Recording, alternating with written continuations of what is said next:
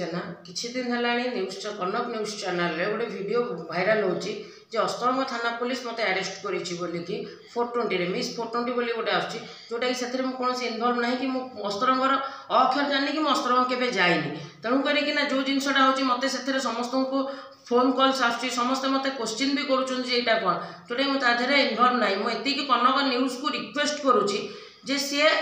तांकर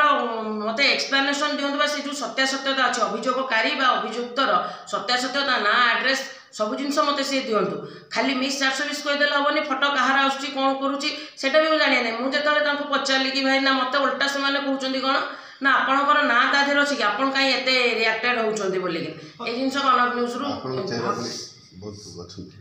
मो चेहरा भाया बहुत अच्छा बोलिक भी से मते से जिनसटी कहते तेणु आउे मुझे एति रिक्वेस्ट कर मत पूरा डिटेल्सटा अस्तरंग थानार जो केस हो जहाँटा भी होती तार ना आड्रेस मत डिटेल्सटा दिखाई ये जिनसटा केवल कर कारण हूँ मो फ्रेंड रिलेटिव मो प्रोफेशनल लाइफ मो पार्टी सर्कल को ये जन देवा चाहूँगी से जो सन्देहटा रखिंट मोपर मुझे कौन प्रकार केस इनवल्व ना